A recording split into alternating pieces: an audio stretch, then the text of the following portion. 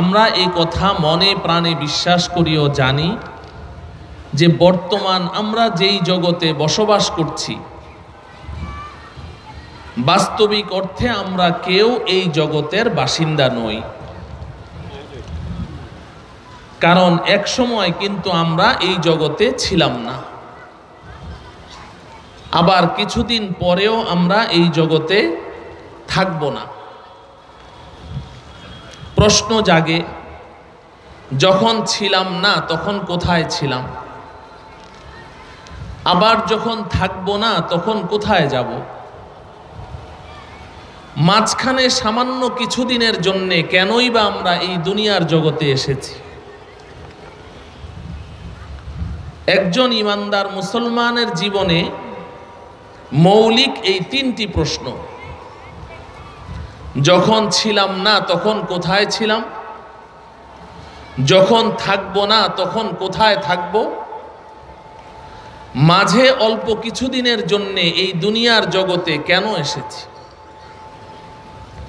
হাকিমুল উম্মত মুজাদ্দিদুল মিল্লাত হযরত মাওলানা শাহ আশরাফ আলী থানভী রহমতুল্লাহ আলাই লিখেন যে কোনো একজন ইমানদার মুসলমান যদি তার জীবনের এই মৌলিক তিনটি প্রশ্ন নিয়ে গভীরভাবে চিন্তা ভাবনা করে এবং এই তিন প্রশ্নের জবাব প্রস্তুত করে হাশরের ময়দানে আল্লাহ রব্বুল আলামিনের দরবারে হাজিরি দিতে পারে, তো আল্লাহ রব্বুল আলামিন দয়া করে মায়া করে তার জন্য জান্নাতের ফয়সালা করে দিবেন।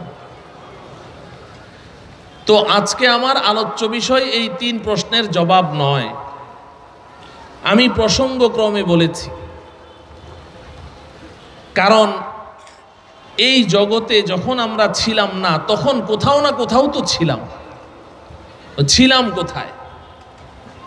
মুহতারাম হাজরিন, আমরা সকলেই কম বেশি জানি যে আল্লাহ রব্বুল আলামিন আমাদের প্রত্যেকের রূহ এবং আত্মাগুলোকে সৃষ্টি করে সর্বপ্রথম একটি জগতে আমাদেরকে রেখেছিলেন।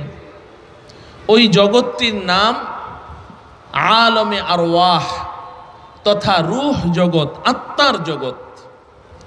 আমি আপনি আমরা সবাই ওই জগতের বাসিন্দা ছিলাম, রূহ জগতে ছিলাম, একসাথে একত্রে ছিলাম। পৃথিবীর সমস্ত মানুষগুলো একসাথে ছিল। এরপর আল্লাহ রব্বুল আলামিন যাকে যখন ইচ্ছা হয়েছে ওই রূহ জগৎ থেকে বের করে নিয়ে এসেছেন।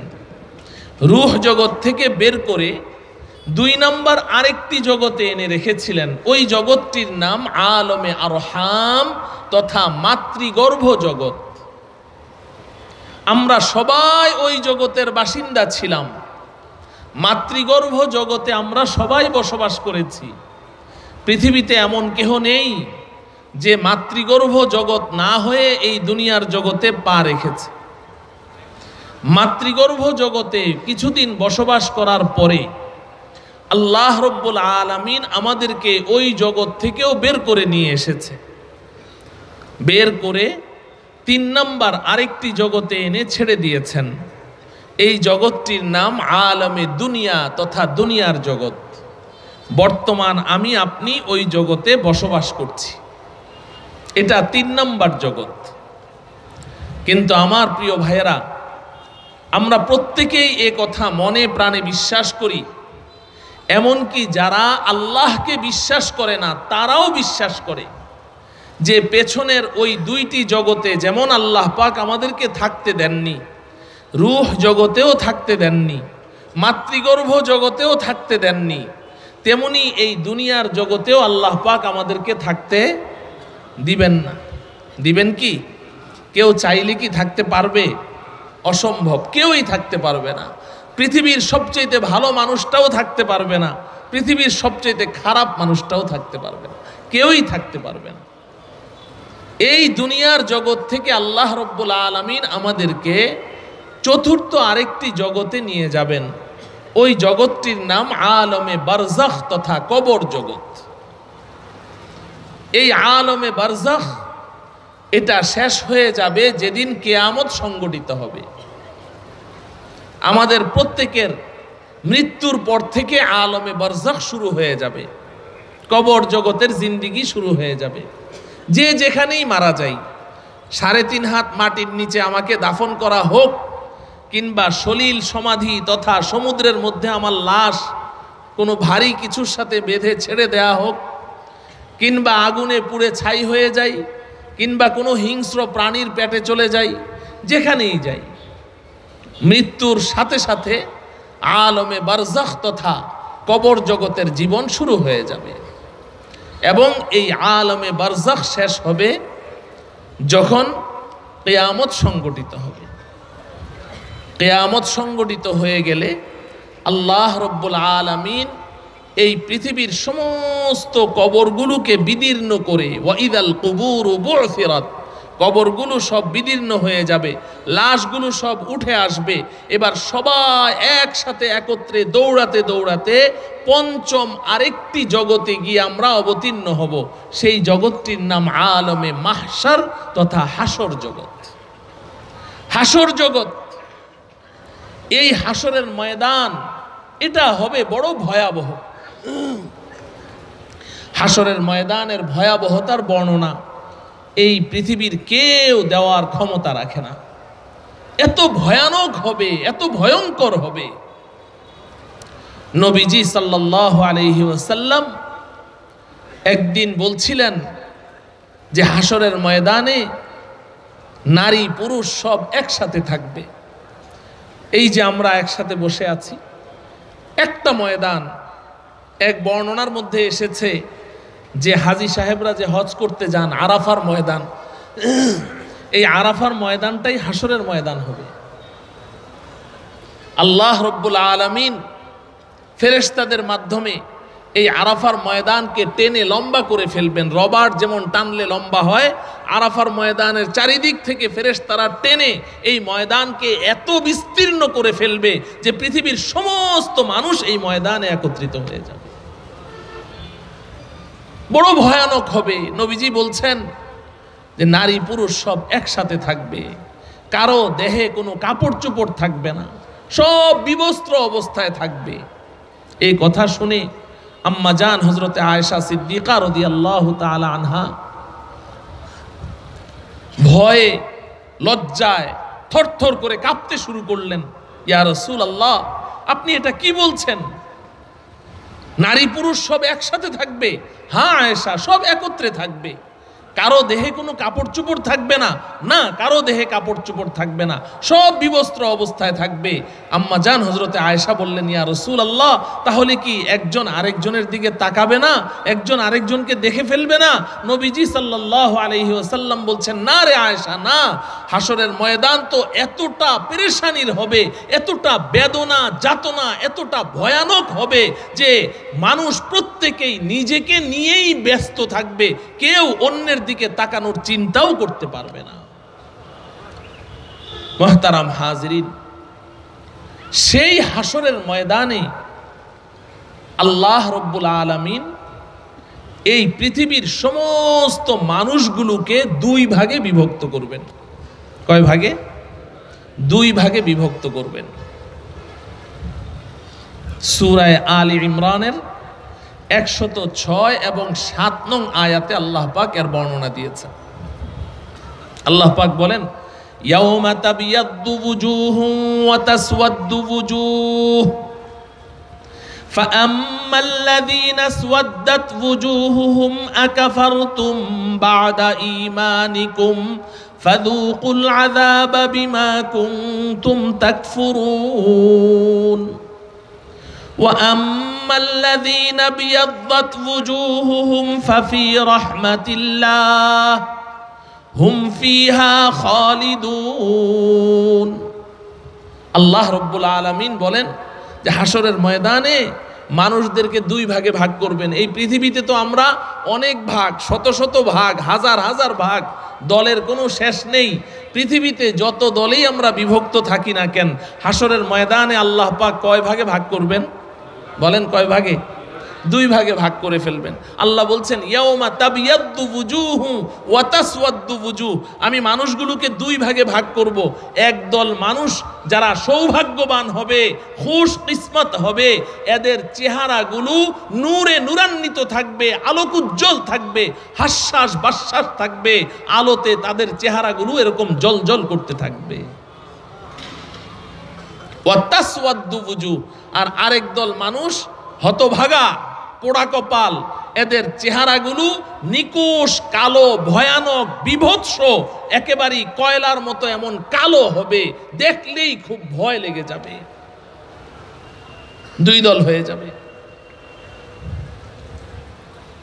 যাদের চেহারাগুলো নিকোষ কালো হবে, বিভৎস হবে, ভয়ানক হবে, তাদের সম্পর্কে আল্লাহ পাক বলছেন ফাআম্মাল্লাযীনা আসওয়াদ্দাত ওয়ুজুহুহুম আকাফারতুম বা'দা ঈমানিকুম ফাযূকুল আযাবা বিমা কুনতুম তাকফুরুন। যেই মানুষগুলোর চেহারা কালো হবে, ভয়ানক, বিভৎস হবে, আল্লাহ রাব্বুল আলামিন এই মানুষগুলোকে ফেরেশতাদের মাধ্যমে জাহান্নামের আগুনে নিক্ষেপ করে দিবেন। জাহান্নামে নিক্ষেপ করবেন, এরা জাহান্নামী হবে। ওয়া আম্মাল্লাযীনা বিয়াদ্দাত ওয়ুজুহুহুম ফাফি রাহমাতিল্লাহ হুম ফিহা খালিদুন। আল্লাহ বলেন, আর যাদের চেহারাগুলো আলোকোজ্জ্বল হবে, নূরে নূরান্বিত হবে, চেহারাগুলো একদম ঝকঝক করতে থাকবে, সুন্দর থাকবে, আলোকিত থাকবে, আল্লাহ পাক বলেন ফাফি রাহমাতিল্লাহ, এদেরকে আল্লাহ পাক তার রহমতের চাদর দিয়ে পরিবেষ্টন করে এদেরকে আল্লাহ পাক জান্নাতে পৌঁছিয়ে দিবেন। হুম ফিহা খালিদুন, এরা চিরদিন জান্নাতে থাকবে, জান্নাত থেকে এদেরকে আর বের করা হবে না। মুহতারাম হাজিরিন, এই যে দুই দলে ভাগ করা হলো, তার মধ্যে আমরা কোন দলে থাকতে চাই? যাদের চেহারা ভয়ানক, বিভৎস, আমরা কি ওই দলে থাকতে চাই? না, যাদের চেহারা নূরে নূরান্বিত হবে, ফলশ্রুতিতে তাদেরকে আল্লাহ পাক জান্নাতে দিবেন, আমরা ওই দলে থাকতে চাই। নূরে নূরান্বিত যেই চেহারাগুলোকে আল্লাহ রাব্বুল আলামিন নিজেই বলছেন ইবিয়াদ্দাত ওয়ুজুহুহুম, তাদের চেহারাগুলো সাদা, শুভ্র, সুন্দর, আলোকিত, নূরান্বিত হবে। ফাফি রাহমাতিল্লাহ, আল্লাহ পাকের রহমতের মধ্যে তারা থাকবে এবং তাদেরকে আল্লাহ জান্নাতে পৌঁছিয়ে দিবেন। আমরা সবাইকে এই দলের অন্তর্ভুক্ত হতে চাই, সবাই চাই। আল্লাহ রাব্বুল আলামিন আমাদের সকলকে ওই দিন নাজাত প্রাপ্ত, মুক্তি প্রাপ্ত এবং যাদের চেহারাগুলো নূরে নূরান্বিত হবে, ফলশ্রুতিতে তারা জান্নাতে পৌঁছে যাবে, আল্লাহ রাব্বুল আলামিন আজকের এই মাহফিলে আমরা যারা উপস্থিত আছি, আমাদের সকলকে ওই দলের অন্তর্ভুক্ত হওয়ার তৌফিক দান করুন।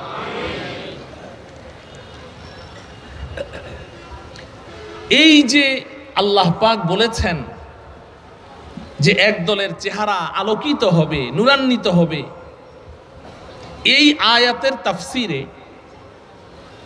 জগৎ বিখ্যাত মুফাসসির আল্লামা জালালউদ্দিন সুয়ুতি রহমতুল্লাহি আলাইহি,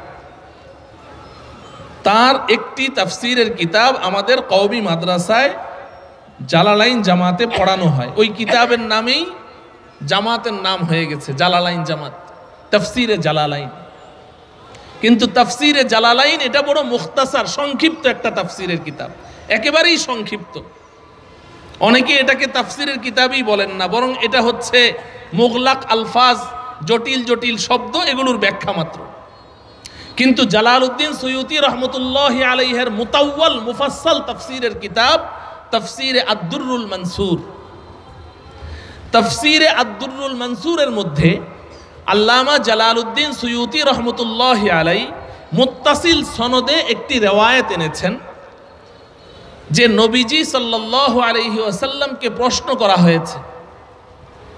প্রশ্নকারী হযরতে আবু মুসা আশআরী রাদিয়াল্লাহু তাআলা আনহু, হযরতে আবু সাঈদ খুদরি রাদিয়াল্লাহু তাআলা আনহু গালেবান নবীজিকে প্রশ্ন করলেন, ইয়া রাসূলুল্লাহ, হাসরের ময়দানে যেই মানুষগুলোর চেহারা নূরে নূরান্বিত হবে, যেই মানুষগুলোর চেহারা আলোকোজ্জ্বল হবে, যেই মানুষগুলোকে আল্লাহ পাক তার রহমতের চাদরে পরিবেষ্টন করে তাদেরকে সম্মানের সাথে জান্নাতে পৌঁছিয়ে দিবেন, এই মানুষগুলোকে পৃথিবীতে আমরা চিনব কিভাবে? দুনিয়াতে এদেরকে চেনার কোনো উপায় আছে কিনা? নবীজিকে প্রশ্ন করলেন। নবীজি সাল্লাল্লাহু আলাইহি ওয়াসাল্লাম জবাব দিলেন যে হ্যাঁ, এই মানুষগুলোকে দুনিয়াতে চেনার উপায় আছে। তো সাহাবায়ে কেরাম জানতে চাইলেন, ইয়া রাসূলুল্লাহ, এদের পরিচয় কি? তো নবীজি বললেন, হুম আহলুস সুন্নাতি ওয়াল জামাআ। দুনিয়াতে এদের পরিচয় হলো এরা আহলুস সুন্নাহ ওয়াল জামাআতের অন্তর্ভুক্ত হবে। সুবহানাল্লাহ বলেন। দুনিয়াতে এদের পরিচয় কি? তারা আহলুস সুন্নাহ ওয়াল জামাআতের অন্তর্ভুক্ত হবে। তাফসীরে ইবনে কাসীরের মধ্যে রাইসুল মুফাসসিরিন, সমস্ত সাহাবায়ে কেরামের মধ্যে সর্বশ্রেষ্ঠ মুফাসসিরে কুরআন হযরত আব্দুল্লাহ ইবনে আব্বাস রাদিয়াল্লাহু তাআলা আনহুমা, তাকে প্রশ্ন করা হয়েছে যে হাসরের ময়দানে যেই মানুষগুলোর চেহারা নূরে নূরান্বিত হবে, যেই মানুষগুলোর চেহারা আলোকিত হবে এবং নাজাত প্রাপ্ত, মুক্তিপ্রাপ্ত হবে, এদের পরিচয় কি? তো হযরতে আব্দুল্লাহ ইবনে আব্বাস রাদিয়াল্লাহু তাআলা আনহুমা তিনি জবাবে বললেন, হুম আহলুস সুন্নাতি ওয়াল জামাআ। এরা পৃথিবীতে এদের পরিচয় হলো আহলুস সুন্নাতি ওয়াল জামাআতের অন্তর্ভুক্ত হবে। মুহতারাম হাজরিন, সঙ্গত কারণেই এখন আমাদের সামনে প্রশ্ন দাঁড়িয়ে গেল যে আহলুস সুন্নাহ ওয়াল জামাআত কি জিনিস? আহলুস সুন্নাতি ওয়াল জামাআত কি জিনিস? এটা আমাদের জানা খুব জরুরি। কারণ বর্তমান সময়টা বড় ভেজাল সময় পার হচ্ছে। সব জিনিসের মধ্যেই খাঁটি আর ভেজাল। মার্কেটে এমন কোনো জিনিস পাওয়া যায় না যেটা শুধু এক নাম্বারটাই পাওয়া যায়, 2 নাম্বার আর 3 নাম্বার নাই। বরং 1 নাম্বারের চেয়ে 2 নাম্বার 3 নাম্বারটা বেশি সেল হয়। এবং উপরের প্যাকেট, মোড়ক, এগুলো 1 নাম্বারের চেয়ে 2, 3 নাম্বার, 4, 5 নাম্বার ভেজাল মালটার মোড়কটা বেশি সুন্দর থাকে। ঠিক কিনা বলেন? তো সব জিনিসের মধ্যে যেহেতু ভেজাল আছে, তো আহলুস সুন্নাহ ওয়াল জামাত এটার মধ্যেও কি আছে? আসল আর নকল আছে না নাই? আছে। এই আয়াতের, এই আহলুস সুন্নাহ ওয়াল জামাতের এই বিষয়টির সাথে আমার আজকে আলোচ্য বিষয়ে সম্পর্ক আছে। আহলুস সুন্নাহ ওয়াল জামাত এটা বুঝার জন্যে আমি আরেকটি হাদিস আপনাদেরকে শুনাই। তিরমিজি শরীফের হাদিস। হযরতে আনাস ইবনে মালিক রাদিয়াল্লাহু তাআলা আনহু, নবীজির খাদেম 10 বছরের, তিনি বর্ণনা করেন, قال رسول الله صلى الله عليه وسلم إن بني إسرائيل تفرقت على 72 ملة وتفترق أمتي على 73 ملة كلهم في النار إلا ملة واحدة قالوا من هي يا رسول الله قال ما أنا عليه وأصحابي أو كما قال رسول الله صلى الله عليه وسلم। নবীজি সাল্লাল্লাহু আলাইহি ওয়াসাল্লাম বলেন, এই আমার উম্মতেরা শুনো, তোমাদের পূর্বে বনি ইসরাইল একটা গোষ্ঠী অতিবাহিত হয়েছে। এরা আপোষের মধ্যে দলাদলি, ঝগড়া বিবাদ করতে করতে তারা আপোষের মধ্যে 72টা দলে বিভক্ত হয়ে গিয়েছিল। কয় দলে? নবীজি বলেন, ওয়াতাফতারিকু উম্মতি আলা 73 মিল্লাহ। আর আমার উম্মতের মধ্যে এমন একটা ঝামেলার একটা সময় আসবে, একটা বিভীষিকাময় মুহূর্ত আসবে, একটা সেনসিটিভ একটা সময় আসবে।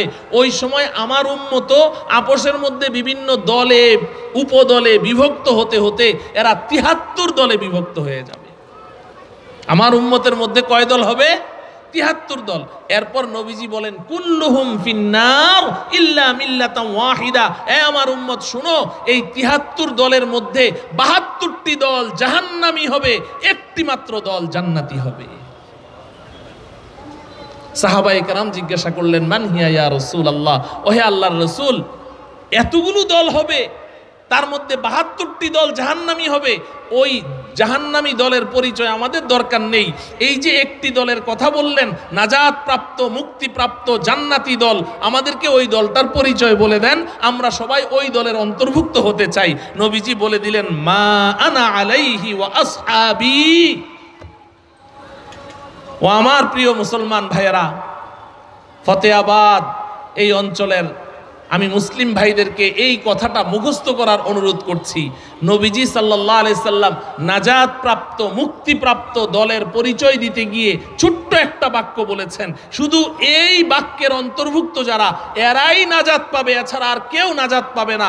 নবীজি বলছেন, মা আনা আলাইহি ওয়া আসহাবি। আমার সাথে বলেন, মা আনা আলাইহি, বলেন মা আনা আলাইহি ওয়া আসহাবি, মা আনা আলাইহি ওয়া আসহাবি। এই বাস, এর মধ্যে নবীজি বলে দিয়েছেন যে হককে আর বাতিলকে, সত্যকে আর মিথ্যাকে নবীজি বলে দিয়েছেন। সত্য মিথ্যা কি আমরা নির্বাচন করব না নবীজি নির্বাচন করবেন? নবীজি নির্বাচন করবেন। মা আনা আলাইহি ওয়া আসহাবি। নবীজি বলেন যে দেখো, এই দলাদলির মধ্যে, এতগুলো দলের মধ্যে যেই দলটি আমি রাসূলুল্লাহ সাল্লাল্লাহু আলাইহি ওয়াসাল্লাম আমার সুন্নাহ এবং আদর্শ এবং আমার সাহাবায়ে কেরামের সুন্নাহ এবং আদর্শের উপরে প্রতিষ্ঠিত থাকবে, একমাত্র তারাই হবে নাজাত প্রাপ্ত, মুক্তিপ্রাপ্ত, এছাড়া বাকি সব জাহান্নামী হয়ে যাবে। মা আনা আলাইহি অর্থ যেই আদর্শের উপরে আমি প্রতিষ্ঠিত, মা আনা আলাইহি আমার সুন্নাহ, আমার আদর্শ, ওয়া আসহাবি এবং আমার সাহাবায়ে কেরামের আদর্শ। আমার এবং আমার সাহাবায়ে কেরামের আদর্শ ভালো করে বুঝেন, আমার এবং আমার সাহাবায়ে কেরামের আদর্শ যারা আঁকড়ে ধরে থাকবে, একমাত্র তারাই হবে নাজাত প্রাপ্ত, মুক্তিপ্রাপ্ত, এছাড়া বাকি সব ধ্বংস হয়ে যাবে।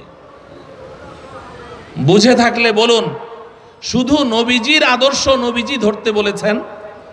কথা বলেন, শুধু নবীজির আদর্শ ধরতে বলেছেন? সাথে কার আদর্শ ধরতে হবে? সাহাবায়ে কেরামের আদর্শ ধরতে হবে। মা আনা আলাইহি ওয়া আসহাবি, আমি এবং আমার সাহাবাদের আদর্শের উপরে যারা প্রতিষ্ঠিত থাকবে। নবীজির আদর্শকে বলে সুন্নাহ। নবীজির আদর্শকে কি বলে? সুন্নাহ। সুন্নত বলেন না আপনারা? সুন্নত, রসুলের সুন্নত। রসুলের সুন্নত মানে কি? রসুলের আদর্শ। রসুলের সুন্নত মানে কি? রসুলের আদর্শ।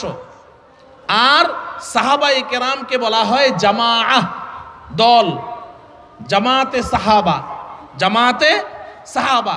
তাহলে রসুলের সুন্নাহ আর জামাতে সাহাবা, এই দুইটাকে যারা মানে এদেরকে বলে আহলে সুন্নাত ওয়াল জামাআত।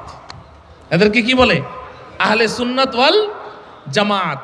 আহলে সুন্নত মানে রসুলের সুন্নতের অনুসারী, ওয়াল জামাআত মানে জামাতে সাহাবার অনুসারী। তো যারা রসুলের সুন্নাহ এবং সাহাবায়ে কেরামের আদর্শের অনুসরণ করে, একমাত্র তাদেরকে আহলুস সুন্নাতি ওয়াল জামাআত বলা হয়। আর নবীজির ভাষ্যমতে একমাত্র এই আহলুস সুন্নাহ ওয়াল জামাআতের অন্তর্ভুক্ত যারা হবে, তারাই হাসরের ময়দানে নাজাত প্রাপ্ত, মুক্তিপ্রাপ্ত হবে। এর বাইরে সব ধ্বংস হয়ে যাবে, এরা সব জাহান্নামে চলে যাবে।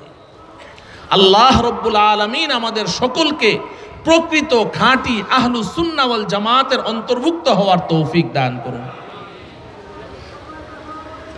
আমার প্রিয় ভাইরা, এতটুকু কথা যদি বুঝে আসে, এবার বলুন, কেউ যদি এই কথা বলে যে আমি রসুলকে তো মানি, রসুলের হাদিস তো মানি, রসুলের সুন্নাহ তো মানি, কিন্তু সাহাবায়ে কেরামের আদর্শ আমি মানি না, তাহলে সে কি আহলুস সুন্নাহ ওয়াল জামাতের অন্তর্ভুক্ত থাকবে? জোরে বলতে হবে, থাকবে কি? আহলুস সুন্নাহ ওয়াল জামাত থেকে কি হয়ে যাবে? বের হয়ে যাবে। যেমন উদাহরণস্বরূপ, এই আর 2-3টা মাস গেলে রমাজানুল মুবারক আসবে। রমাজানুল মুবারকে আমরা তারাবির নামাজ কয় রাকাত পড়ি? জোরে বলতে হবে, 20 রাকাত তারাবির নামাজ পড়ি। আমাদের দেশে একটা গোষ্ঠী আছে, ওরা বলে যে না 20 রাকাত না, তারাবি 8 রাকাত। এই 8 রাকাত তারাবির দল আপনাদের এলাকায় আছে কি? তো এই যেই মানুষগুলো বলে 8 রাকাত তারাবি, এদেরকে যদি আপনি বলেন যে না ভাই 20 রাকাত তারাবি পড়তে হবে, কারণ নবীজি সাল্লাল্লাহু আলাইহি ওয়াসাল্লামের খলিফায়ে সানি দ্বিতীয় খলিফা হযরতে ওমর ইবনুল খাত্তাব রাদিয়াল্লাহু তাআলা আনহু তার খেলাফত আমলে সমস্ত সাহাবায়ে কেরামের ঐক্যমতে ইজমায়ের মাধ্যমে সাহাবায়ে কেরামকে নিয়ে মসজিদে নববীতে 20 রাকাত তারাবি তিনি পড়েছেন। সেই সময় থেকে 1450 বছর পর্যন্ত এই 20 রাকাত তারাবি মসজিদে হারামের মধ্যে চলছে, মসজিদে নববীতে চলছে, হারামাইন আর শরীফাইনের মধ্যে চলে আসছে। তো 20 রাকাত তারাবি সমস্ত সাহাবায়ে কেরামের ঐক্যমতে সাব্যস্ত। এই কথাটা যখন তাদের সামনে পেশ করা হয় তখন তারা বলে যে না, আমরা ওমরের এই সিদ্ধান্তকে মানি না। নাউজুবিল্লাহ বলেন।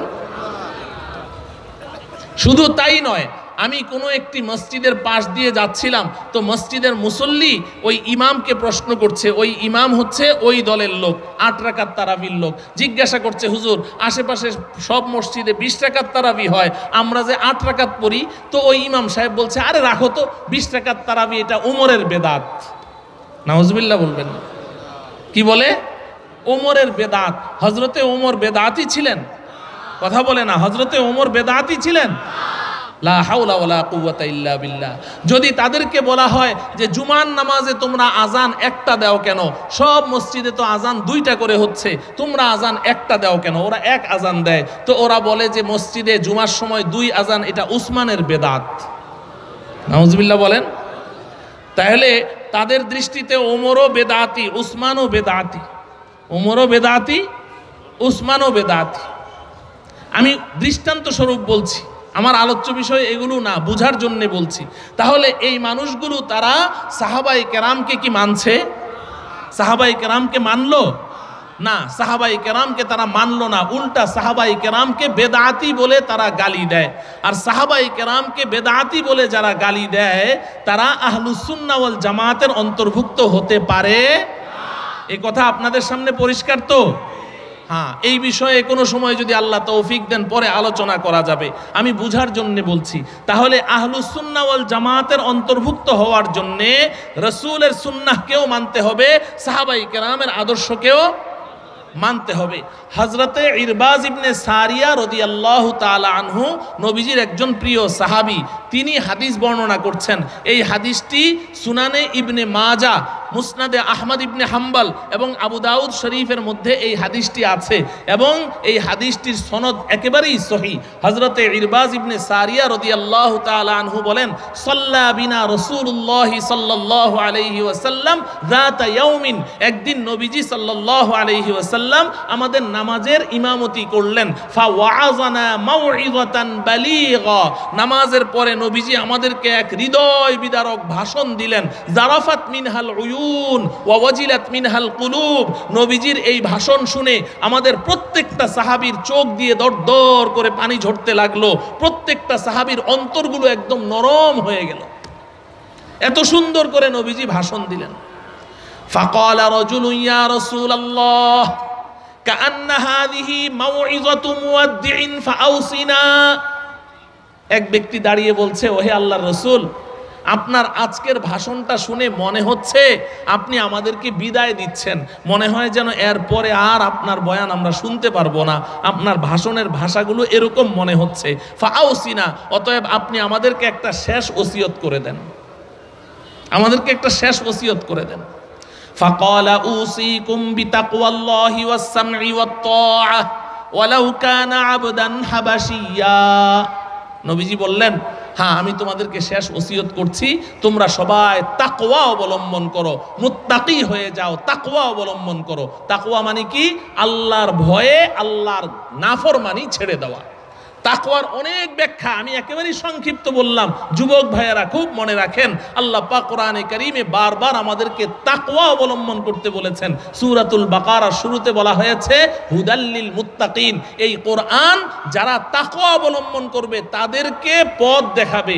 আর হেদায়েতের অর্থ আমরা পড়েছি ইরাআতুত তরিক আর ইসাল ইলাল মাতলুব। যদি ইসাল ইলাল মাতলুব হেদায়েতের অর্থ হয়, তাহলে এর অর্থ হবে এই কোরআন ওই সমস্ত ব্যক্তিরা যারা তাকওয়া অবলম্বন করবে, অর্থাৎ আল্লাহর ভয়ে আল্লাহর নাফরমানি ছাড়বে, এই কোরআন তাদের হাত ধরে তাদেরকে তাদের মঞ্জিলে মাকসাদ জান্নাত পর্যন্ত পৌঁছিয়ে দিবে।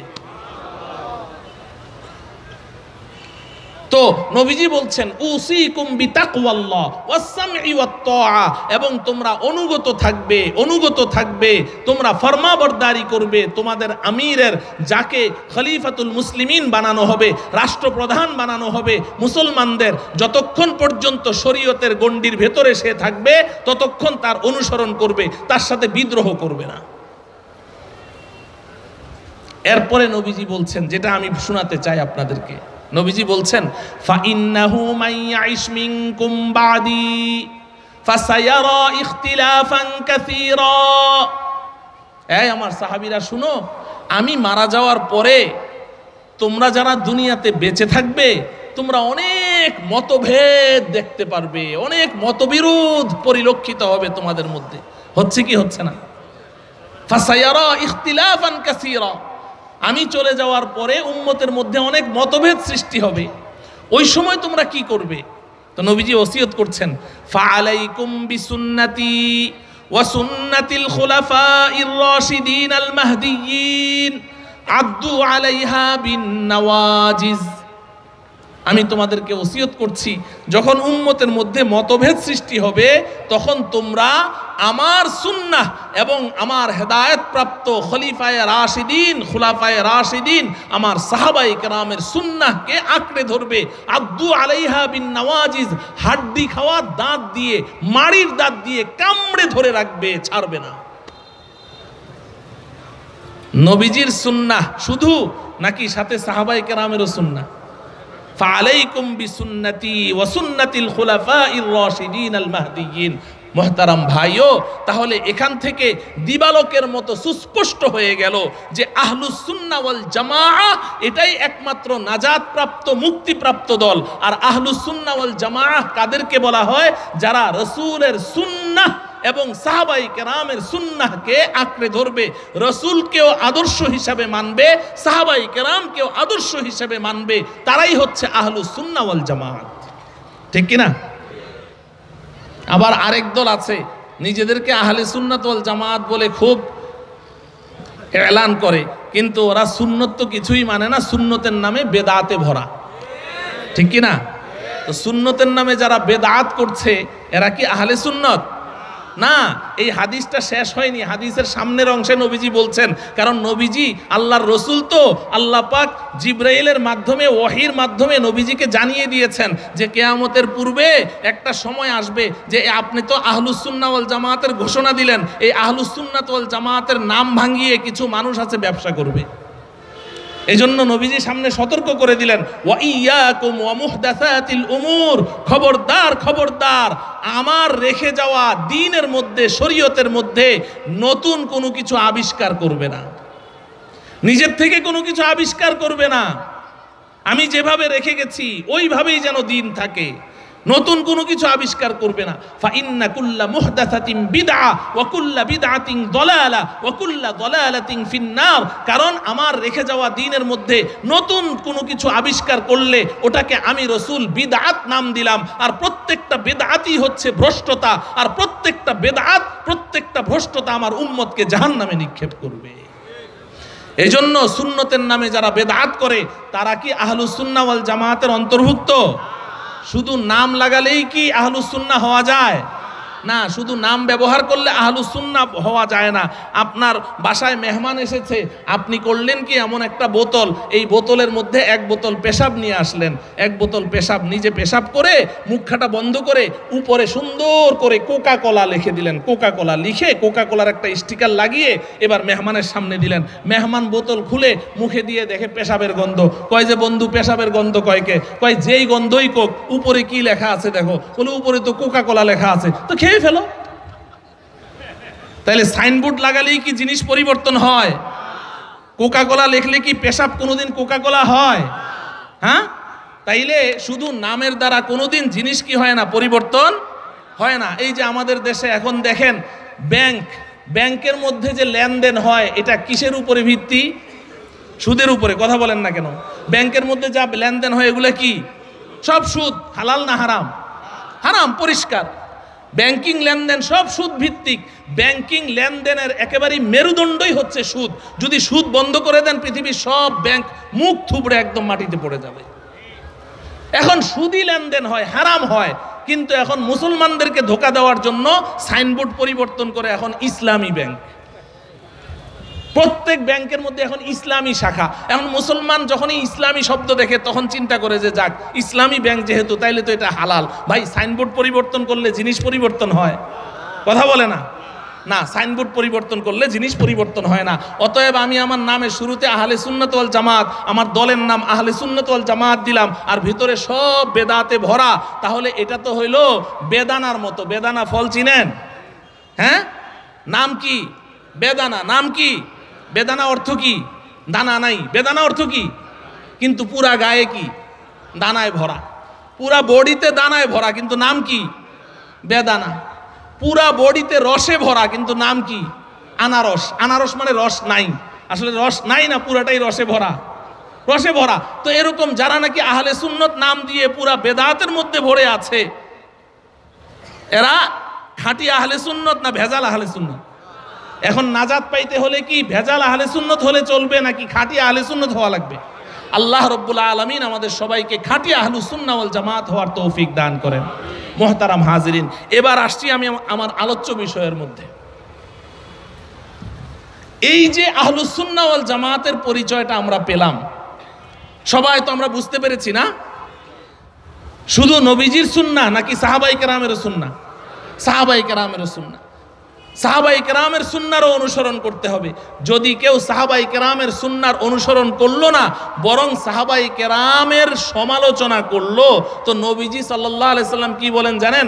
আল্লাহ আল্লাহ ফি আসহাবি লা তাত্তাখিযুহুম মিন বাদি গরাদা ফামান আহাব্বাহুম ফাবিহুব্বি আহাব্বাহুম ওয়া মান আবগাদাহুম ফাবিবুগদি আবগাদাহুম। জুমার নামাজের খুতবায় খতিব সাহেবরা এই হাদিসটা পড়ে কি পড়ে না? হ্যাঁ, যারা আপনারা জেনারেল শিক্ষিত তারাও তো শুনে বুঝে ফেলেছেন যে কি রে, কথাগুলো পরিচিত পরিচিত মনে হয়, তাই না? জুমার নামাজে খতিব সাহেব এই হাদিসটা পড়েন না? প্রত্যেক খুতবার মধ্যে পড়েন। এই হাদিসটা নবীজি দেখেন কতটা সতর্ক করে দিয়েছেন, অথচ এই হাদিসটা জুমার নামাজের মধ্যে পড়া কি জরুরি? না, জুমার নামাজে এটা পড়তেই হবে না, এটা কেউ আইন করে দেয় নাই। কিন্তু আল্লাহ পাকের কি কারিশমা দেখেন, সব মসজিদে এই ঘোষণা হচ্ছে প্রত্যেক জুমার মধ্যে। এটা আল্লাহ পাকের তাকফিনি নিজাম হয়ে গেছে। একটা মৌনভাবে মনে হয় যেন সবাই এই কথায় একমত, সবাই বলছে। নবীজি বলেন আল্লাহ আল্লাহ ফি আসহাবি। আল্লাহ আল্লাহর তর্জমা আমি বাংলায় করি আল্লাহর ওয়াস্তে, আল্লাহর ওয়াস্তে, আল্লাহর ওয়াস্তে। আমরা বাংলায় বলি না যে ভাই আল্লাহর ওয়াস্তে এই কাজটা করিস না, বলি কি বলি না? কাউকে যদি খুব রিকোয়েস্ট করি, অনেক বেশি অনুনয় বিনয়, যদি বিনয়ের সাথে যদি রিকোয়েস্ট করি, তাহলে বলি ভাই আল্লাহর ওয়াস্তে তুই এই কাজটা করিস না, আল্লাহর ওয়াস্তে তুই আমাকে ছেড়ে দে। এরকম বলে কি বলে না? নবীজি সাল্লাল্লাহু আলাইহি সাল্লামের ভাষাটা এরকম, আল্লাহ আল্লাহ ফি আসহাবি, আল্লাহর ওয়াস্তে, আল্লাহর ওয়াস্তে। এই আমার উম্মত, আমার সাহাবাদের ব্যাপারে সতর্ক হয়ে যাও, আমার সাহাবাদের ব্যাপারে সতর্ক হয়ে যাও। লা তাত্তাখিযুহুম গরাযাম মিন বাদি। আমার সাহাবাদের সমালোচনা করো না, আমার সাহাবাদের সমালোচনা করো না। তোমাদের সমালোচনার টার্গেট আমার সাহাবাদেরকে বানিও না। লা তাত্তাখিযুহুম গরাযাম মিন বাদি ফামান আহাব্বাহুম ফাবিহুব্বি আহাব্বাহুম। আমার সাহাবাদেরকে যারা ভালোবাসবে, তারা আমাকে ভালোবাসার কারণেই আমার সাহাবাদেরকে ভালোবাসবে। ওয়ামান আবগাদাহুম ফাবিবুগদি আবগাদাহুম। আর আমার সাহাবাদেরকে যারা ঘৃণা করবে, আমার সাহাবাদের যারা সমালোচনা করবে, তারা প্রকৃত অর্থে আমাকে ঘৃণা করে, এই কারণে আমার সাহাবাদেরকেও ঘৃণা করে। কি মারাত্মক কথা নবীজি বলেছেন! একটু আপনার বিবেকের সাথে বোঝাপড়া করেন, একটু বিবেকের সাথে বোঝাপড়া করেন যে যদি আমার সাহাবার সমালোচনা করেছো, তাহলে মূলত তুমি আমার আশেক নও। কোন গুস্তাখে সাহাবী, কোন সাহাবীর সমালোচনাকারী, সে কোনোদিন আশেকে রাসূল হতে পারে না। এবং বিশ্বাস আমাদের প্রত্যেককে লালন করতে হবে। আর আহলুস সুন্নাহ ওয়াল জামাতের একটি অত্যাবশ্যকীয় আকীদা হলো যে নবীজি সাল্লাল্লাহু আলাইহি ওয়াসাল্লামের যত সাহাবী ছিলেন, সাহাবী কাকে বলে? সাহাবী কাকে বলে শুনেন।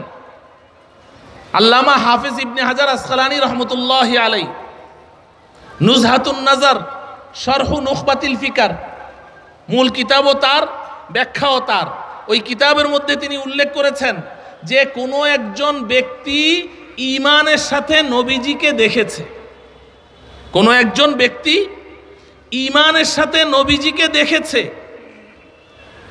বাস এরপরে সে নবীজিকে দেখে ঈমান এনে এরপরে সে তার দেশে চলে গেছে। ইয়ামান থেকে এসেছিল, কিংবা সিরিয়া থেকে এসেছিল, কিংবা আরো দূর দেশ থেকে এসেছিল, পারস্য থেকে এসেছিল, নবীজিকে এক নজর দেখে ঈমান এনে সে চলে গেছে এবং ঈমানের উপরে তার মৃত্যু হয়েছে।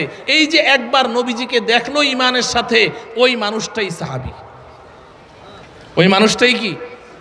এই মানুষটার মর্যাদা কেমন? এই মানুষের মর্যাদাটা কি? হযরতে আব্দুল্লাহ ইবনে মুবারক রহমতুল্লাহ আলাইকে জনৈক ব্যক্তি জিজ্ঞাসা করেছেন। হযরত মুজাদ্দিদ আল ফিসানি রহমতুল্লাহ আলাই লিখেছেন, শখসে পুরসিদ আজ ইমাম আব্দুল্লাহ ইবনে মুবারক, শখসে পুরসিদ আজ ইমাম আব্দুল্লাহ ইবনে মুবারক, আইয়ুহুমা আফজাল, মুআবিয়াতু আম উমর ইবনে আব্দুল আজিজ? আইয়ুহুমা আফজাল? در جواب فرمود الغبار الذي دخل أنف فرس معاوية مع النبي صلى الله عليه وسلم خير من عمر بن عبد العزيز। মুজাদ্দিদ আল ফিসানি রহমতুল্লাহ আলাইহি লিখেন যে এক ব্যক্তি হযরতে আব্দুল্লাহ ইবনে মুবারক রহমতুল্লাহ আলাইহিকে জিজ্ঞাসা করেছে যে আচ্ছা, এই দুইজনের মধ্যে শ্রেষ্ঠ কে? একজন হযরতে মুআবিয়া রাদিয়াল্লাহু তাআলা আনহু, নবীজির সাহাবী, আরেকজন হযরতে ওমর ইবনে আব্দুল আজিজ, বিশিষ্ট তাবেঈ। নাম শুনেছেন না? ওমর ইবনে আব্দুল আজিজ তাবেঈ, জলিলুল কদর তাবেঈ ছিলেন, যাকে ওমরে সানি, দ্বিতীয় ওমর বলা হতো। এখন একজনে জিজ্ঞাসা করেছে মুআবিয়া শ্রেষ্ঠ নাকি ওমর ইবনে আব্দুল আজিজ শ্রেষ্ঠ? মুআবিয়া হলো সাহাবী, ওমর ইবনে আব্দুল আজিজ কি? তাবেঈ। ওমর ইবনে আব্দুল আজিজ কি বলেন? তাবেঈ। তো জনৈক ব্যক্তি প্রশ্ন করেছে যে মুআবিয়া শ্রেষ্ঠ না ওমর ইবনে আব্দুল আজিজ শ্রেষ্ঠ? তো হযরতে আব্দুল্লাহ ইবনে মুবারক রহমতুল্লাহ আলাইহি জবাব দিলেন, আল গুবারুল্লাযী দাখালা আনফা ফারসি মুআবিয়াতা মা'আন নবী সাল্লাল্লাহু আলাইহি ওয়াসাল্লাম খায়রুম মিন উমর ইবনে আব্দুল আজিজ। আরে প্রশ্নকারী, তুমি কি জিজ্ঞাসা করছো? মুআবিয়া সাহাবী, ওমর ইবনে আব্দুল আজিজ তাবেঈ, তুমি মুআবিয়া শ্রেষ্ঠ না ওমর ইবনে আব্দুল আজিজ শ্রেষ্ঠ জিজ্ঞেস করছো? তুমি শুনো, হযরতে মুআবিয়া একজন সাহাবী, তিনি নবীজির সাথে যে জিহাদ করতে গেছেন, জিহাদে যাওয়ার সময় তার ঘোড়ার পায়ের আঘাতে জমিন থেকে যেই ধুলি কণাগুলো উড়েছে, একটা ধুলি কণা এটা ওমর ইবনে আব্দুল আজিজ থেকে আরো অনেক বেশি শ্রেষ্ঠ। সাহাবীর মর্যাদা এত বেশি। মুহতারাম হাজিরিন, এজন্য যে ব্যক্তি সাহাবায়ে কেরামের সমালোচনা করবে সে আহলুস সুন্নাহ ওয়াল জামাত থেকে বহিষ্কার হয়ে যাবে। কোনো সন্দেহ আছে? কোনো সন্দেহ নাই। এখন আমি আমার প্রিয় সাথী বন্ধুদের জন্য একটা কথা শুধু আপনাদেরকে বুঝাবো, যেটা আমার আলোচ্য বিষয়। সেটা হলো যে বিভিন্ন সময় বিভিন্ন কিতাবের মধ্যে আমরা পড়ি, বিভিন্ন বইয়ের মধ্যে পড়ি, আবার কিছু মানুষের মুখে সাহাবায়ে কেরামের সমালোচনা শুনি যে অমুক সাহাবী এই দোষ করেছে, অমুক সাহাবী এই দোষ করেছে। এরকম কিছু কথা বলে কি বলে না? হ্যাঁ, এই উম্মতের মধ্যে সর্বপ্রথম সাহাবায়ে কেরামকে নিয়ে সমালোচনা করেছে শিয়ারা। কারা? ভালো করে বুঝে নেন, খুব ভালো করে। আপনারা শিক্ষিত মানুষ, এগুলো আপনাদের জানা দরকার। আপনারা জানলে না অন্যকে দাওয়াত দিতে পারবেন, না হলে তো বিভ্রান্ত হয়ে যাবেন। এই উম্মতের মধ্যে সর্বপ্রথম সাহাবাদের সমালোচনা কারা করেছে? শিয়ারা। শিয়া, রাফিজি, খারিজি, তারা সর্বপ্রথম সাহাবায়ে কেরামের সমালোচনা। তাও আবার কি সমালোচনা জানেন? এই শিয়াদের মধ্যে ইমামিয়া একটা ফেরকা আছে, তারা বলে যে নবীজি সাল্লাল্লাহু আলাইহি ওয়াসাল্লাম যেই দিন ইন্তেকাল করেছেন, নবীজি যেদিন ইন্তেকাল করেছেন, ভালো করে শুনেন, যেদিন নবীজি ইন্তেকাল করেছেন ওই দিন যারা আবু বকর সিদ্দিক রাদিয়াল্লাহু তাআলা আনহুর হাতে বাইআত হয়েছিল তারা সবাই কাফের হয়ে গেছে। আচ্ছা বলেন, নবীজি সাল্লাল্লাহু আলাইহি ওয়াসাল্লামের ইন্তেকালের পরে আবু বকর সিদ্দিক রাদিয়াল্লাহু তাআলা আনহুর হাতে কি 2-4 জন সাহাবী বায়াত হয়েছে না? সবাই সবাই বায়াত হয়েছে। তো শিয়ারা বলে যারা যারা আবু বকর সিদ্দিকের হাতে বায়াত হয়েছে তারা সব কাফের হয়ে গেছে। তার মানে নবীজির ইন্তেকাল যেদিন হয়েছে ওই দিনই সমস্ত সাহাবী কাফের হয়ে গেছে। নাউজুবিল্লাহ বলেন, সমস্ত সাহাবী কাফের হয়ে গেছে। এটা হলো শিয়াদের দাবি। এই জন্য এই প্রসঙ্গক্রমে যেহেতু শিয়াদের কথা চলে এসেছে, তাহলে এখন আমাদের শিয়াদের সম্পর্কে ধারণা থাকতে হবে কি হবে না? হ্যাঁ, শিয়ারা কি মুসলিম না অমুসলিম? অমুসলিম, কোনো সন্দেহ আছে? না, শিয়া কাফের। শিয়া কাফের, তাদের দৃষ্টিতে সমস্ত সাহাবী কাফের। আবারও নাউজুবিল্লাহ বলেন।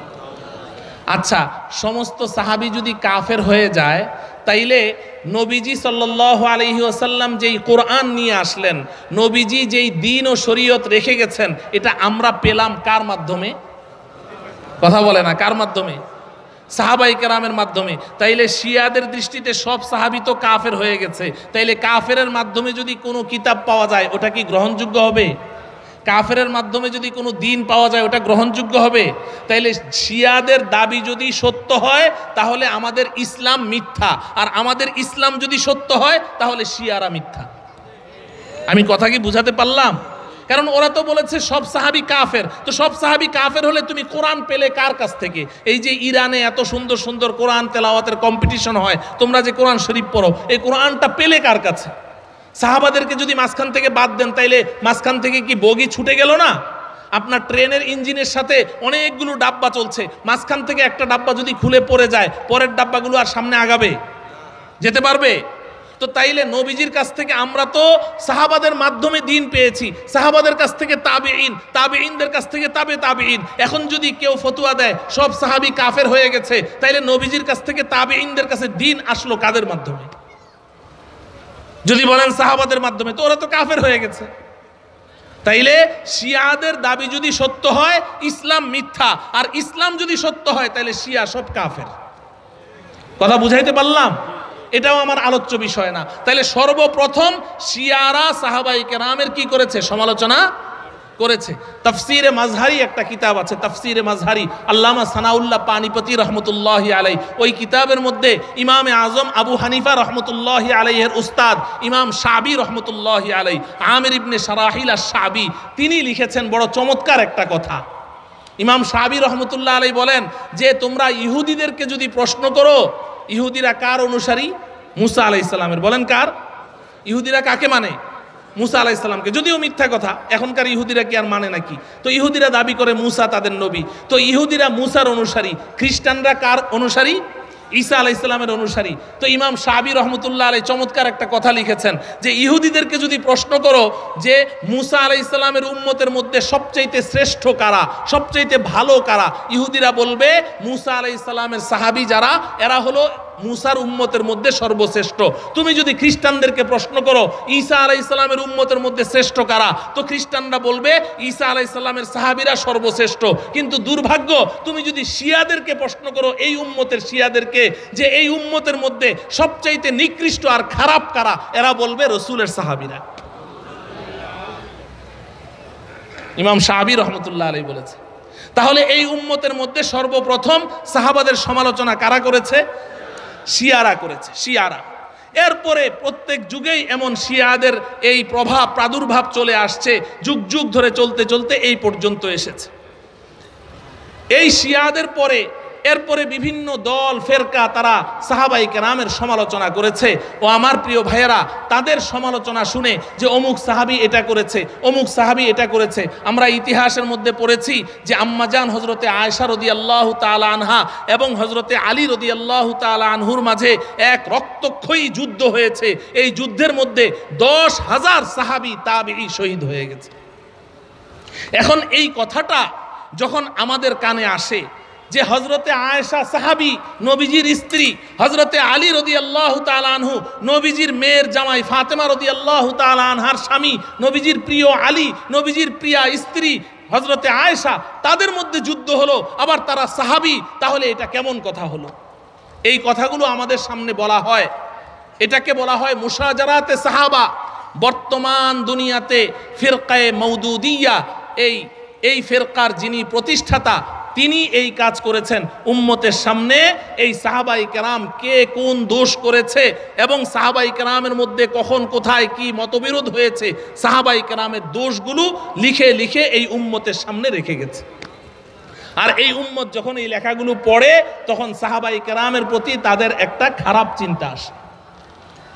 এই শানে সাহাবা এই মাহফিলের মাকসাদ হলো যদি সাহাবায়ে কেরামের ব্যাপারে কারো মনের মধ্যে কোনো খারাপ চিন্তা আসে, কোনো সাহাবীর প্রতি যদি ভীতি শ্রদ্ধ কোনো ভাব সৃষ্টি হয়, কোনো সাহাবীর প্রতি যদি কারো কোনো খারাপ যদি তার ভক্তি শ্রদ্ধা নষ্ট হয়ে যায়, সাহাবীর সমালোচনায় লিপ্ত হয়, তাহলে তো সেই ঈমান হারা হয়ে যাবে। এই উম্মতকে এই ঈমান বিধ্বংসী চিন্তা চেতনা এবং ঈমান বিধ্বংসী এই সমালোচনা থেকে হেফাজত করার জন্যই এই শানে সাহাবা এই মাহফিলের আয়োজন করা হয়েছে। আমার প্রিয় ভাইয়েরা, সব মাসআলা এক বৈঠকে আলোচনা করা যায় না, সব মাসআলা একদিনে বলা যায় না। আমি শুধু উদাহরণস্বরূপ বলি, সাহাবায়ে কেরামের মধ্যে যেই ইখতিলাফগুলো হয়েছে, মতবিরোধ হয়েছে, হ্যাঁ হয়েছে। হযরতে ওসমান রাদিয়াল্লাহু তাআলা আনহুকে শহীদ করা হয়েছে, তৃতীয় খলিফা। হযরতে আলী এবং হযরতে আয়েশা রাদিয়াল্লাহু তাআলা আনহার মাঝে যুদ্ধ হয়েছে, হযরতে আলী এবং মুআবিয়া রাদিয়াল্লাহু তাআলা আনহুমার মাঝে যুদ্ধ হয়েছে। কিন্তু এই সমস্ত যুদ্ধের প্রকৃত ইতিহাস যদি আমরা পড়ি তাহলে আমরা দেখব এগুলো সব কিছুর মধ্যে মুনাফিকিনদের প্রত্যক্ষ এবং পরোক্ষ ইন্ধন ছিল। মুনাফিকিনরা এই যুদ্ধটা বাদিয়েছে, তাদের মধ্যে ভুল বুঝাবুঝি হয়েছে। মুনাফিকিনরা একেবারে শুরু থেকে শেষ পর্যন্ত পুরাটা যুদ্ধ মুনাফিকিনদের কারণে হয়েছে। আমি শুধু একটা ঘটনা সংক্ষেপে বলে আমার আলোচনা শেষ করছি যাতে আপনাদের ব্রেনটা পরিষ্কার হয়ে যায়। মুনাফিকিনদের কারসাজি দেখেন।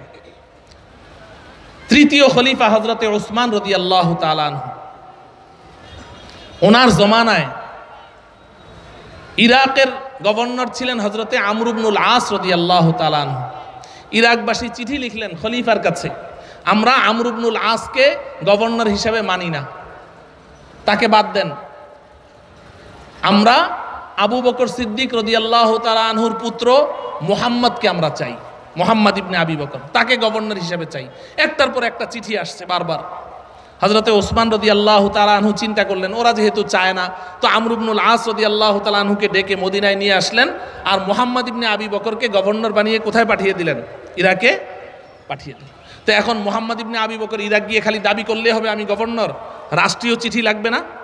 তো হযরতে ওসমান রাদিয়াল্লাহু তাআলা আনহু তিনি একটা চিঠি লিখলেন, খুব ভালো করে বুঝেন।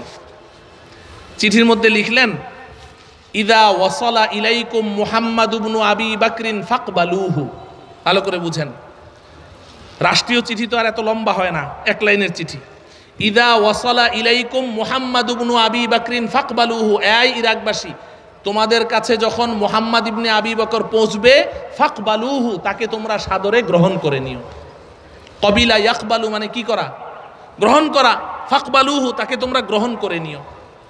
এই চিঠিটা লিখে হযরতে ওসমান তার যে মুন্সি ছিল, মুন্সি মানে কাতেব, রাইটার, ওনার পিএস ছিল, এই প্রাইভেট সেক্রেটারির হাতে দিলেন মারওয়ান। এই মারওয়ান ছিল মুনাফিকদের সর্দার। মারওয়ানের হাতে যখন এই চিঠিটা গেল, হযরতে ওসমান বললেন এই চিঠিটা ভাঁজ করে একদম সিল করে এরপরে আমার একটা ব্যক্তিগত ঘোড়া, দ্রুত গতি সম্পন্ন, এই ঘোড়াটার পিঠে মুহাম্মদ ইবনে আবি বকরকে বসাও, চিঠিটা দিয়ে তাকে ইরাক পাঠিয়ে দাও। মারওয়ান এই চিঠিটা নিয়ে, হযরতে ওসমান তো চিঠি লিখে তার মধ্যে সিল দিলেন, দস্তখত দিলেন, সিগনেচার দিলেন, চিঠি দিয়ে দিলেন। মারওয়ান নিয়ে ফাকবালুহু এই বায়ের নিচের নক্তাটা কেটে উপরে 2 নক্তা বসিয়ে দিল। তো ছিল ফাকবালুহু, বা মুছে ফেলে নিচের নক্তা মুছে উপরে 2 নক্তা দিল। এখন কি হলো? ফাকতুলুহু। আগের অর্থ ছিল ফাকবালুহু তাকে সাদরে গ্রহণ করে নিবে, এখন অর্থ কি হলো? যে সে তোমাদের কাছে যাওয়া মাত্রই তাকে হত্যা করে ফেলবে। এই দেখেন মুনাফিকরা কি করলো, একটা নোক্তা, বায়ের নোক্তা মুছে উপরে 2 নোক্তা বসিয়ে দিল, এক নোক্তা শুধু। ফাকতুলুহু। এরপরে চিঠিটা সুন্দর করে মুড়িয়ে এটাকে সিল টিল মেরে, মুহাম্মদ ইবনে আবি বকর তো খুব খুশি, সে তো গভর্নর হয়ে যাচ্ছে, তার হাতে দিয়ে বলল যে যাও তুমি চলে যাও। ঘোড়া নিয়ে রওনা করেছে, মুনাফিকদেরকে রাস্তায় বসিয়ে রেখেছে। মুনাফিকদের ষড়যন্ত্র দেখেন, এরা সবাই মিলে পরিকল্পিতভাবে এটা করেছে। রাস্তায় একদল মুহাম্মদ ইবনে আবি বকরকে বলছে, ইলা আইনা তুরিদ, এই মুহাম্মদ কোথায় যাচ্ছ? কয় আমাকে তো খলিফাতুল মুসলিমিন গভর্নর বানিয়ে পাঠিয়েছেন, আমি তো গভর্নরই করতে যাচ্ছি। খলিফার কোনো কাজ নেই, তোমাকে গভর্নর বানায়, কোনো দলিল প্রমাণ আছে? বলে হ্যাঁ আছে, আমার খলিফাতুল মুসলিমিনের চিঠি আমার হাতে আছে, দেখি তো তোমার চিঠি। তার কাছ থেকে চিঠি নিল, চিঠি নিয়ে তারা খুলে এরপরে পড়ছে, ইদা ওয়াসালা ইলাইকুম মুহাম্মদ ইবনে আবি বকরিন ফাকতুলুহু, কয় সর্বনাশ মুহাম্মদ, তাড়াতাড়ি মদিনায় ফিরে যাও, তোমাকে তো হত্যার ষড়যন্ত্র চলছে, এই দেখো কি আছে। মুহাম্মদ ইবনে আবি বকর পড়লেন, পড়ে তো আসমান থেকে পড়লেন, কি ব্যাপার, আমার সাথে এত বড় গাদ্দারি, আমাকে হত্যার ষড়যন্ত্র। মুনাফিকরা সবাই বলে, তুমি আবু বকরের পুত্র, তোমার সাথে এত বড় গাদ্দারি, এটা আমরা সহ্য করতে পারি না, চলো এটার প্রতিশোধ নিব। এই শত শত মুনাফিক মুহাম্মদ ইবনে আবি বকরকে নিয়ে গিয়ে হযরতে ওসমান রাদিয়াল্লাহু তাআলা আনহুর বাড়ি ঘেরাও করে ফেলল।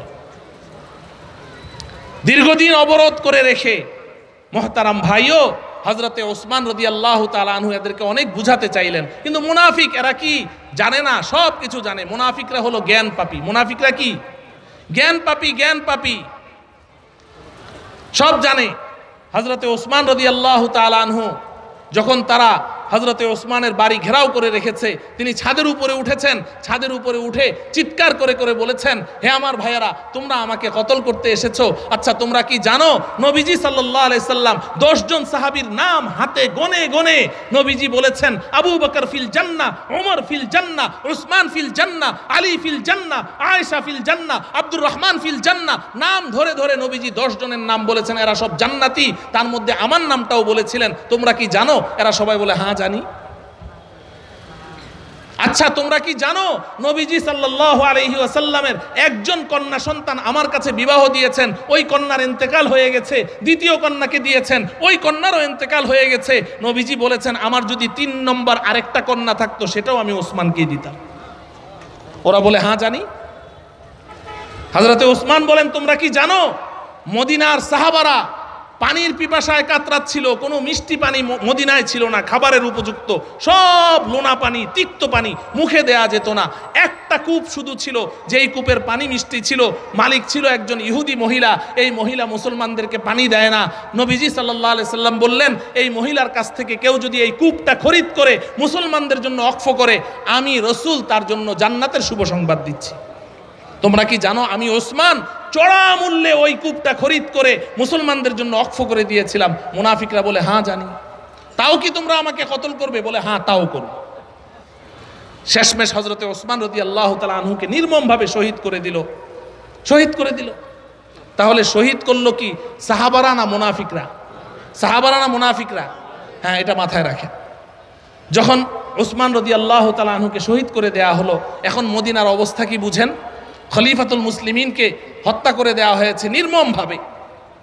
মদিনার হালত চিন্তা করেন। হযরতে আলী রাদিয়াল্লাহু তাআলা আনহু এই অবস্থা সামাল দেওয়ার জন্যে দ্রুত সাহাবায়ে কেরামকে বায়াত করে নিলেন, খেলাফতের মসনদে সমাসীন হলেন এবং হযরতে ওসমান রাদিয়াল্লাহু তাআলা আনহুর লাশ জানাজা পড়ে দাফন করে দিলেন। এখন মুনাফিকরা চিন্তা করছে যে আলীকে যদি এখন এইভাবে শান্তিতে এই রাষ্ট্র পরিচালনা করতে দেয়া হয়, তাইলে তো 2 দিন পরে আমাদের একটা একটা করে ধরবে আর শুলিতে চড়াবে। একে তো শান্তিতে থাকতে দেয়া যাবে না। কি করা যায়? ওই সময় আম্মাজান হযরতে আয়েশা রাদিয়াল্লাহু তাআলা আনহা মদিনা থেকে মক্কায় গিয়েছেন উমরা আদায় করার জন্য। সাথে হযরতে তলহা, জুবায়ের রাদিয়াল্লাহু তাআলা আনহুর মতো বড় বড় সাহাবারা ছিলেন। মুনাফিকদের একটা টিম দ্রুত মক্কায় চলে গেল। মক্কায় গিয়ে হযরতে আয়েশার কাছে গিয়ে বিলাপ করে কান্না শুরু করে দিল, আম্মা গো, আম্মাজান, আলী তো ওসমানকে কতল করে ফেলেছে। নাউজুবিল্লাহ পড়েন। আলী কতল করেছেন? আলী হত্যা করেছেন? আম্মা, আলী তো উসমানকে হত্যা করে ফেলেছে। কি বলো? হ্যাঁ, উসমানকে শহীদ করে দিয়েছে, এখন নিজে খলিফা হয়ে বসে আছে। আপনি তো উম্মুল মুমিনিন, আপনি তো মুমিনিনদের মা, আপনার এই অধিকার আছে আলীকে বলেন হত্যাকারীর বিচার করতে। মুনাফিক কাকে বলে দেখেন? হত্যাকারীর বিচার চাইছে কারা? হত্যাকারীরা নিজেই। হত্যাকারীর বিচার কারা চায়? হত্যাকারীরা নিজেই কি চাচ্ছে? বিচার চাচ্ছে। আল্লাহ, সময় তো শেষ হয়ে গেছে আমার। এই ফেসিবাদী সরকার, এই ফেসিস্ট সরকার, আওয়ামী সরকার, যেদিন আমাদের দেশ স্বাধীন হলো তার 2 দিন আগের ঘটনা। আমাদেরকে পুলিশ দিয়ে ধরে ধরে স্বরাষ্ট্রমন্ত্রীর বাসায় নিয়ে গেছে। তার প্রাইভেট সেক্রেটারি ফোন করে আমাকে বলছে যে বিকাল 5টার সময় স্বরাষ্ট্রমন্ত্রী আপনাদের আলেমদের সাথে কথা বলবে। আমি বললাম যে না, এখন তো আমাদের ওই পরিস্থিতি নাই স্বরাষ্ট্রমন্ত্রীর সাথে কথা বলার, না আপনাদেরকে আসতে হবে। কিভাবে আসবো, বাইরে গোলাগুলি হচ্ছে, কিভাবে আসবো? আপনাদেরকে প্রটোকল দিয়ে নিয়ে আসবে। সেই থানা থেকে, সাভার থানা থেকে 17 জন পুলিশের এক গাড়ি, প্রথমে মাওলানা খালেদ সাইফুল্লাহ আইয়ুবীকে উঠাইলো, এরপরে আমাকে উঠাইলো, এরপর মোহাম্মদপুর শিয়া মসজিদের সামনে থেকে মাওলানা মামুনুল হক সাহেবকে উঠাইলো, আমাদেরকে উঠায় স্বরাষ্ট্রমন্ত্রী বাসায় নিয়ে গেল। ওখানে গিয়ে দেখি ওই যে সরকারের আপনার আজ্ঞাবহ কিছু মুনাফিক আলেম আছে না বাংলাদেশে, আপনারা তো চিনেন, এদের নাম আমি বলবো না, যাদেরকে দেখলে আমাদের ঘৃণায় আমাদের মুখ দিয়ে থুতু বের হয়ে আসে, ওই সমস্ত মানুষগুলো সব ওখানে বসে আছে। আমাদেরকে ধরে ওখানে নিয়ে গেছে। ওখানে নিয়ে এবার স্বরাষ্ট্রমন্ত্রী আমাদেরকে যে সবক পড়াচ্ছে, বাইরে গোলাগুলি, আমাদের সন্তানদেরকে গুলি করে মারছে ছাত্রদেরকে, এখন আমাদেরকে বলছে যে আগামীকালকে পরশুদিন জুমার দিন বয়ান করবেন যে ইসলাম হত্যা, জ্বালাও পোড়াও এটাকে সমর্থন করে না। আমাদেরকে সবক পড়াচ্ছে স্বরাষ্ট্রমন্ত্রী যে জুমার বয়ানে বলবেন ইসলাম হত্যাকে সমর্থন করে না, জ্বালাও পোড়াও কি করে না। তাইলে এই ওয়াজ কারা শিখাইলো? যাদেরকে হত্যা করা হচ্ছে না, যারা হত্যা করছে, যারা হত্যা করছে। এই হলো মুনাফিক চরিত্র। এটা যুগ যুগ ধরে চলে আসছে। তো আলহামদুলিল্লাহ জুমার বয়ানে আমার জীবনে আমি তো গরম বয়ান করতে পারি না। এই যে দেখেন না ক্লাসে যেভাবে কথা বলি, এভাবে কথা বলি, আমি তো গরম বয়ান করতে পারি না। এই একদিনই গরম বয়ান করেছি, এই দেশ স্বাধীন হওয়ার আগের জুমার দিন। আমি তো একেবারেই যারা এই হত্যা করছে, গুলি করে মারছে এই সন্তানদেরকে, নিরীহ ছাত্রদেরকে, আমি এদেরকে মানুষ তো দূরের কথা, এদেরকে হাইওয়ান জানোয়ারের চেয়েও আরো নিকৃষ্ট ঘোষণা করেছি। তো আমি বলেছি যে এরা মানুষ হওয়ার যোগ্য না, এরা চতুষ্পদ জন্তু, কুকুর এবং শূকরের চেয়েও নিকৃষ্ট। আমার ভেতরে একটা শক্তি ছিল, যদি আমাকে পুলিশ অ্যারেস্ট করে আমি বলবো স্বরাষ্ট্রমন্ত্রী আমাকে শিখিয়ে দিয়েছে। তো এই জন্য আমি ওই ওয়াজ করেছি। এবং মজার ব্যাপার হলো জুমার পরে আমি বাসায় যে খালি জামাটা খুললাম, সাথে সাথে মোতাওয়াল্লি ফোন করে থরথর করে কাঁপছে আর বলছে, হুজুর এখনই আপনি বাসার থেকে সরেন, আপনার গলিতে পুলিশ ঢুকে গেছে। 30 জন পুলিশ ঢুকছে, 30 জন পুলিশ ঢুকে গেছে। তো ওয়াজ শিখিয়ে দিল স্বরাষ্ট্রমন্ত্রী, ওই ওয়াজ করলাম, এখন 30 জন পুলিশ যায় আবার আমাকে অ্যারেস্ট করতে। তো এটা কার চরিত্র? কথা বলে না, কার চরিত্র? এটা মুনাফিকদের চরিত্র। তা আমি যে কথা বলছিলাম, এই মুনাফিকরা গিয়ে হযরতে আয়েশা রাদিয়াল্লাহু তাআলা আনহাকে বলছে, আম্মা আপনি বলেন আলীকে এই বিচার করতে, উসমান হত্যাকারীদের বিচার করতে। হযরতে আয়েশা রাদিয়াল্লাহু তাআলা আনহা তিনি বললেন, হ্যাঁ ঠিকই তো। তিনি আলী রাদিয়াল্লাহু তাআলা আনহুর কাছে চিঠি পাঠালেন, দ্রুত উসমান হত্যাকারীদের বিচার করতে হবে। হযরতে আলী রাদিয়াল্লাহু তাআলা আনহু ষড়যন্ত্র বুঝে ফেলেছেন। আকযাহুম আলী, নবীজি বলেছেন আমার উম্মতের মধ্যে সবচাইতে বিচক্ষণ কে? আলী। কথা বলেন, কে? আলী। হযরতে আলী তো ষড়যন্ত্রের গন্ধ পেয়ে গেছেন যে নিশ্চয়ই মুনাফিকদের কবলে পড়ে গেছে আম্মাজান। তো হযরতে আলী রাদিয়াল্লাহু তাআলা আনহু জবাব দিলেন, আম্মাজান আমি অবশ্যই বিচার করব, প্রত্যেকটা হত্যাকারীর বিচার করব, তবে আমাকে সময় দিতে হবে। এখন তো পুরা মদিনার মধ্যে ইন্তেশার চলছে, খলিফাতুল মুসলিমিনকে কতল করে দেওয়া হয়েছে, দেশের অবস্থা কি আপনারা কল্পনা করে দেখেন। হযরতে আলী বললেন আমাকে সময় দিতে হবে, এখন পারবো না। যখন এই সংবাদ পাঠাইলো তো মুনাফিকরা বলে, আম্মা দেখেছেন নিজে হত্যা করেছে, তো এই জন্য এখন টাল বাহানা করছে, বিচার করতে রাজি না। যাই হোক আমার প্রিয় ভাইয়েরা, আমি যে কথাটা বুঝাতে চাচ্ছিলাম, হযরতে আয়েশা রাদিয়াল্লাহু তাআলা আনহাকে তারা নিয়ে গেল প্রথমে বাসরায় গিয়ে বাসরাবাসীদেরকে একত্রিত করলো যে আলী ওসমানকে হত্যা করে ফেলেছে। হযরতে আয়েশা রাদিয়াল্লাহু তাআলা আনহা বারবার হযরতে আলীকে চাপ দিচ্ছেন, বিচার করো। হযরতে আলী বলেন আমাকে সময় দিতে হবে। আম্মাজান হযরতে আয়েশাকে মুনাফিকরা এমন ভাবে পেঁচিয়ে ধরলো, এবার হযরতে আয়েশা বললেন, হয় বিচার করো আর না হলে ময়দানে আসো। হযরতে আলী বাধ্য হয়ে সাহাবাই কেরামের বিশাল জামাত নিয়ে রওনা করলেন। হযরতে আয়েশাও রওনা করলেন যুদ্ধের ময়দানে রওনা করলেন, বিশাল বহর নিয়ে রওনা করলেন। ইতিহাস সাক্ষী আমার প্রিয় ভাইয়েরা, হযরতে আয়েশা রাদিয়াল্লাহু তাআলা আনহা রাতের বেলা চলছেন, পথ চলছেন, হাজার হাজার বাহিনী নিয়ে চলছেন।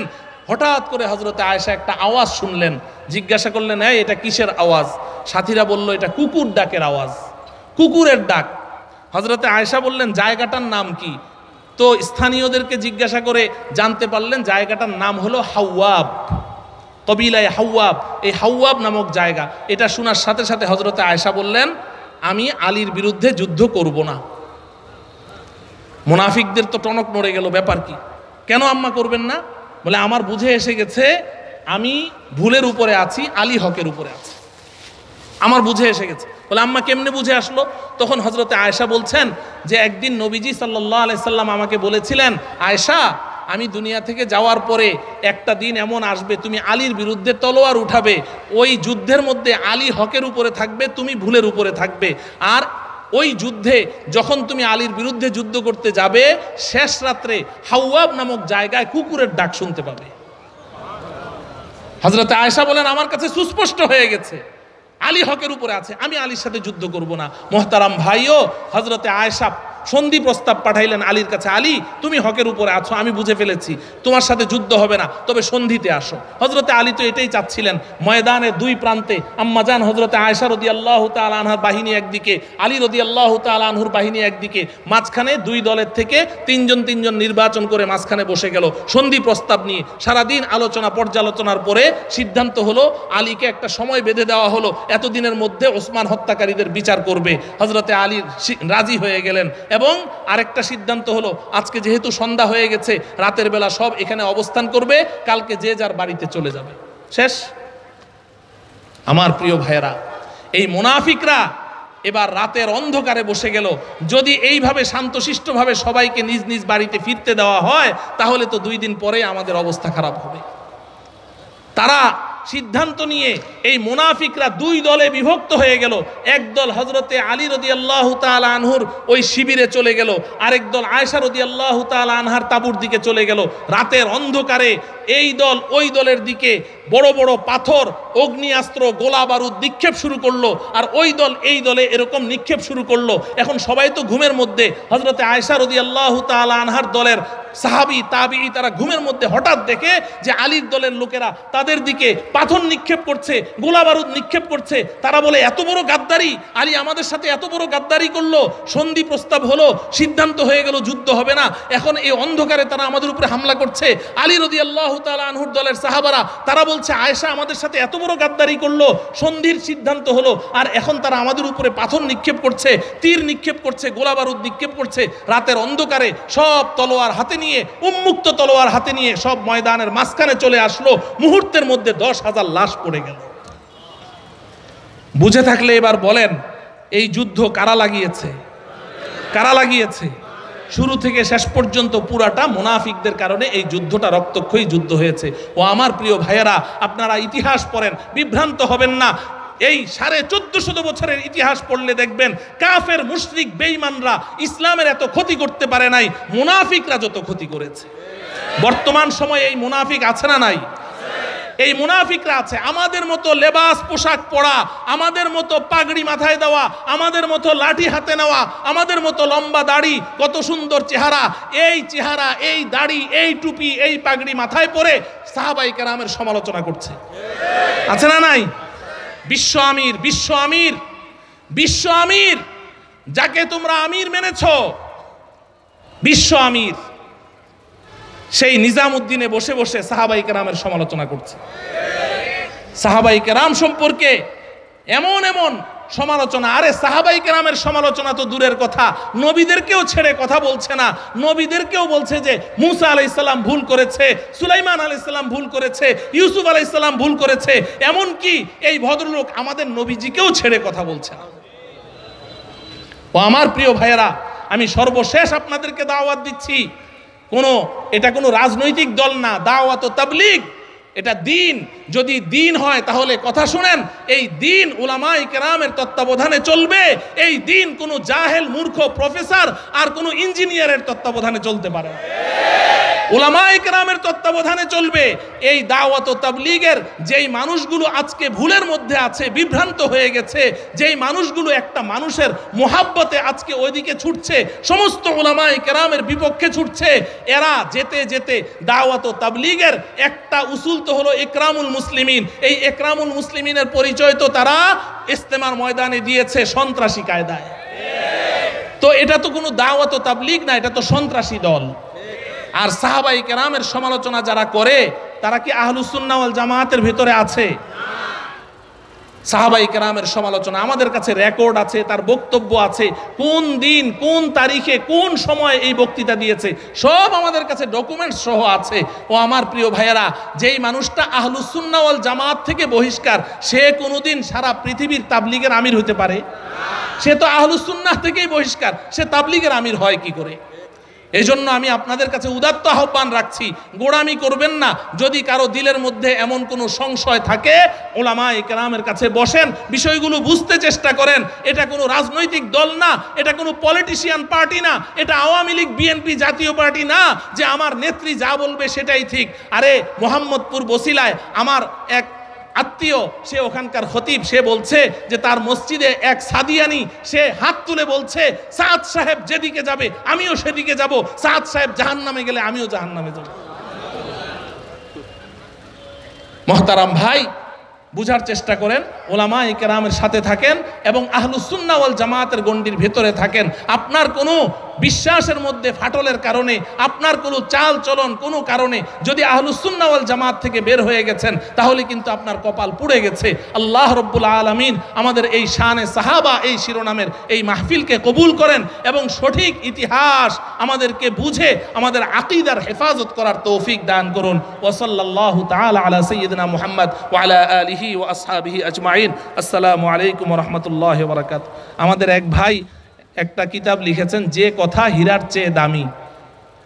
এর সম্পাদনা মুফতি আবুল হাসান শামসাবাদী করেছেন।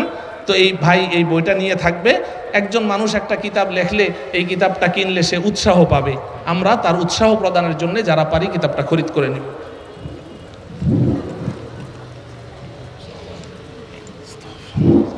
সময়